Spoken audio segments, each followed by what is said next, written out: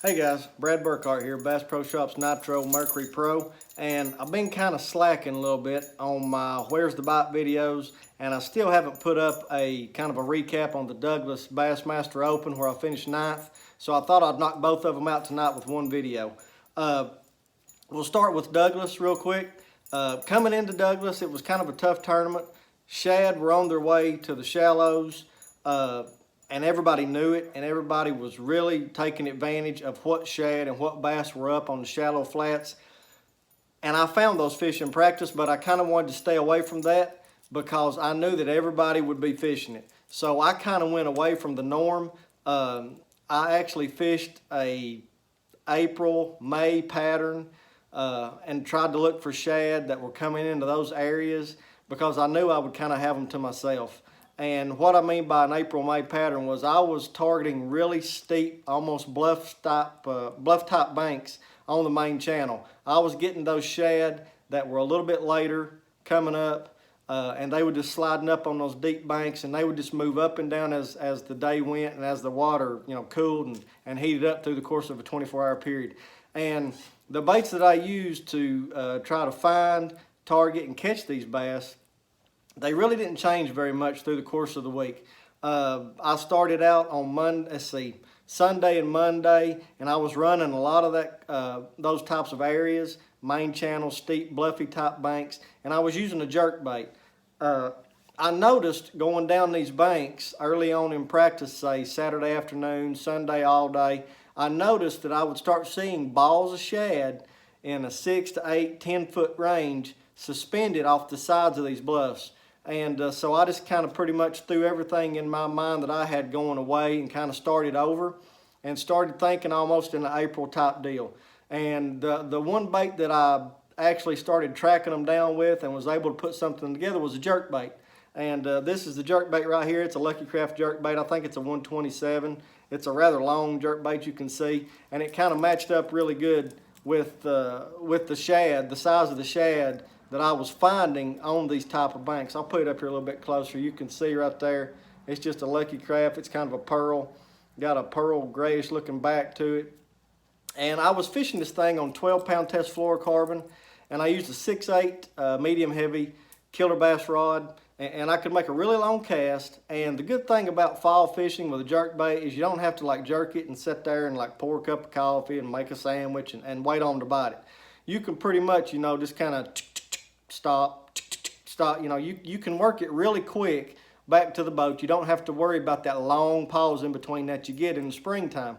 So I was able to cover actually a lot of water with that jerk bait and get some bites along the way and get an idea of what's going on. But the two main baits that ended up carrying me through the tournament, I think I only caught 2 fish through all 3 days of competition on the jerk bait. The 2 baits that actually carried me through the entire event was spinnerbaits. And I mean, you guys know, I live and die by a spinnerbait a lot. I like to throw one a lot. These are the 2 spinnerbaits that I use, and y'all saw those probably featured in the article that was wrote up about the Open afterwards online. This is the black shad.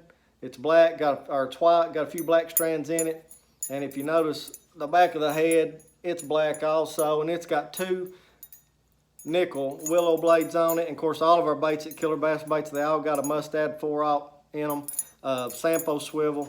Now, the way I determined on whether I was going to throw the chartreuse and white, and y'all can see it right there, okay, it's got a chartreuse back on it, red accent on the head.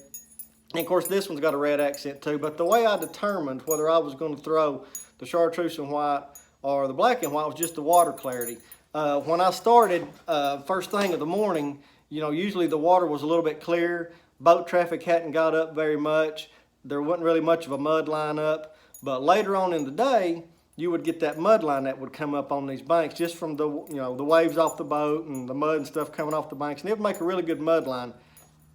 And that's when I would use the chartreuse and white, all right? Other than that, I threw the black shad color, the white and black and solid nickel blades. I would reel both these things on 17-pound test fluorocarbon. The deal, though, is you had to reel it extremely slow. You had to, literally slow roll. And when I say slow roll, I mean reel it slow. You had to get parallel on these banks, very tight.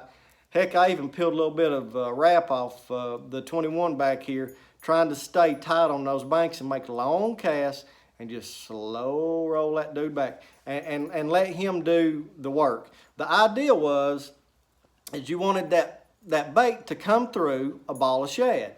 And if you've ever threw a bait in a ball of shad that you saw up in the water, you know, if you reel a spinnerbait through them or a rattle trap or something, you know, those shad, they'll shoom, shoom, you know, you'll spook them. Well, it's the same thing that goes on underneath the water. And anytime you see activity like that, you know, remember it and learn from it and see how nature reacts to what you're doing. And if you got lucky enough to reel one of these spinnerbaits through those balls of shad, well, it would spook them. Even down in 10, 12 foot of water, it would spook those things and they would, you know, bust apart and then come back. Well, whatever bass was around those things that had them balled up to begin with, he saw that as a predator trying to eat what he was wanting, and they would crush it. But like I said, the bite was extremely tough at Douglas. A lot of the home cooking knowledge came into play. You know, just knowing where to go, when to go, knowing where the shad usually came up first. But the two baits that I relied on, really and truly, were the spinnerbaits. And I've got one here on the rod I'll show you, because I want to show you the trailer. And everybody always asks me about what kind of trailer I put on it, and most of you guys know. The only trailer that I'll put on a spinnerbait is a Zoom Fat Albert, just a single tail pearl Fat Albert grub. I don't care if I'm throwing a chartreuse in white, black and white. If I throw a solid chartreuse, I always use a white pearl grub. And you can see how beat up the head is on that spinnerbait. This is the actual spinnerbait that I used in the tournament. And I wanted that thing rubbing those shelves on those bluffs and on those steep banks on the way back, making contact with the bottom every now and then, and hopefully reeling it through a ball of bait. But the three baits that I used, okay, like I said, and I'll show them to you real quick again, then we're going to talk about something else. The three baits that I used, one, I covered a lot of water, and the light bulb went off when I was using the jerk bait. And like I said, I could cover a lot of water with this thing. You didn't have to worry about pausing in between. They would rip it out of your arm. But as the week went on, it seemed like those fish got tighter to the bank because the shad got tighter to the bank. And I just happened to pick up a spinnerbait going down one of the bluffs, and these two guys here is what got it done. I was only fishing literally for 7 or 8 and 9 bites a day. I think day one I caught twice, day two maybe once or twice, and I think day three I literally only caught 7 keepers all day. But they were the right ones. And on day one, and I said it on the stage, and I'll say it again, on day one, on this 1/2 ounce black shad killer bass baits killer blade, I hooked the biggest largemouth I think I've ever hooked on Douglas Lake and lost it, and it was just totally my fault. But it wasn't the bait's fault, it wasn't the fish's fault, it was just mine. But that's the way it goes, it's fishing. The week still worked out for me. I had a great week, it's been an awesome year. So, that's that. That's the deal with Douglas, and that's how I did it. And I was covering an area, say from McGuire Creek to I-40, and on last day I think I made it all the way up to the 25E bridge there, Walters Bridge, just covering a tremendous amount of water, man, and just being secure and having the confidence, knowing that I'm going to get a bite on my next cast.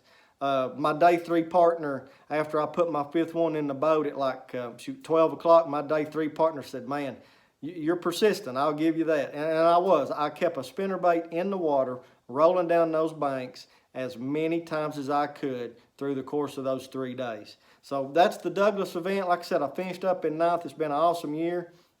So now let me get a little bit more into what's going on as far as where the bite is now, because that's supposed to be the title of these segments, where's the bite. It's still going to relate to those spinnerbaits, but what we've got now is we've got a good cooling trend going on at night, and we're getting into the time of year that I like to guide and fish the most, and I will do nothing but throw this guy right here. I've had a lot of clients in my boat that show up with bone colored spooks and black colored spooks.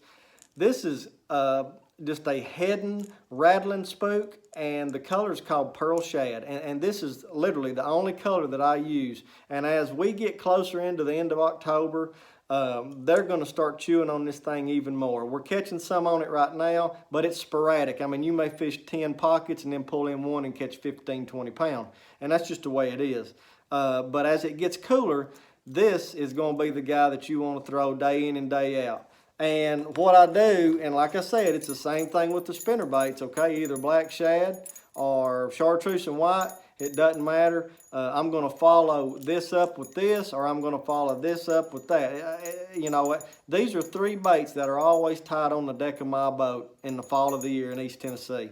Now, I told y'all that I threw the spinnerbaits on 17 fluoro. I never go below 17 on a spinnerbait. That may be wrong. I don't know.